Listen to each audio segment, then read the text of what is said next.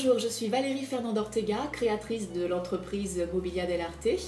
Au sein de cette entreprise, je suis donc créatrice de mobilier et accessoires en carton. Et donc par l'intermédiaire de ces vidéos, j'ai eu envie de vous transmettre un peu ma passion. Donc je vous en ai peut-être déjà parlé, je vous ai dit qu'il y avait 4 techniques principales de création de mobilier en carton.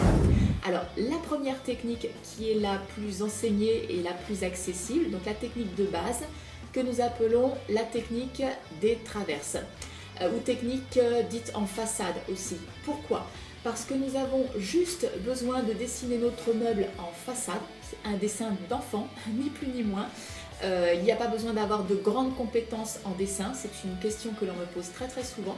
Et donc ce dessin en façade va être mis en volume par un système de traverses.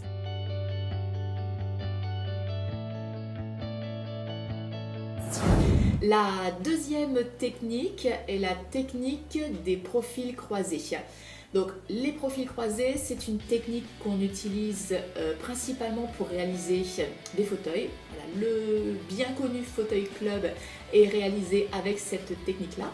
Alors pourquoi on l'appelle ainsi? Simplement parce que là nous n'avons pas juste un dessin à réaliser, nous avons donc 2 dessins, 2 profils à dessiner pour réaliser le fauteuil. Donc quand vous regardez votre fauteuil en face, vous avez donc la forme avec ses accoudoirs et donc le dossier vu de face, qui est un premier donc, profil.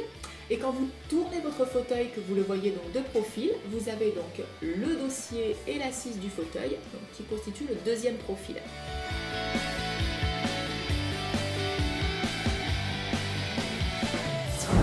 La troisième technique, qui est la technique des boîtes. Alors là, vous oubliez les traverses et tout ce qu'on a vu auparavant avec les 2 techniques précédentes.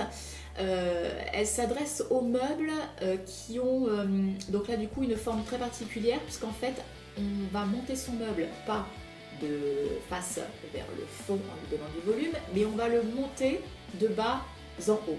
Pourquoi? Parce que souvent ce sont des meubles qui ont une façade arrondi ou avec une forme particulière.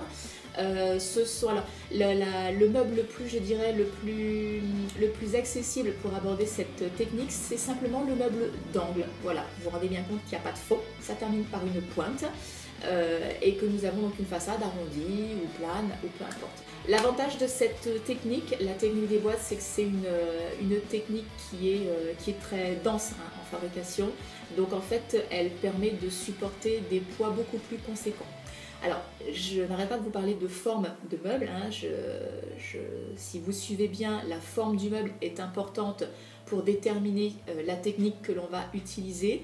Mais la fonctionnalité du meuble, et ça c'est vrai que j'insiste très fort là-dessus en formation, la fonctionnalité du meuble va aussi déterminer la technique que nous allons utiliser. Dans la mesure où je vous dis que la technique des boîtes permet de supporter des charges très lourdes, c'est aussi une technique que je vais privilégier, quelle que soit la forme de mon meuble, pour pouvoir du coup le renforcer et lui permettre de supporter le poids que je vais lui administrer.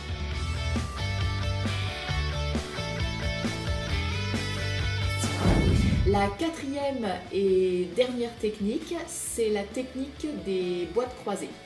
Donc la technique des boîtes croisées, c'est un mix entre la technique des profils croisés et la technique des boîtes. En fait, ce sont donc 2 boîtes qui vont avoir donc des formes différentes ou de même forme, mais 2 boîtes que je vais croiser. Donc si vous visualisez un petit peu la chose, c'est une technique qui va permettre de réaliser notamment les tables à 4 pieds.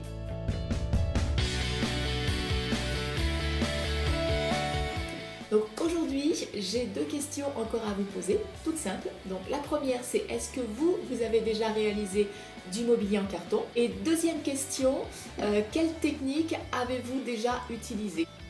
N'hésitez surtout pas à poser vos questions, je vous le rappelle, cela peut tout à fait faire l'objet d'une vidéo dans les jours à venir.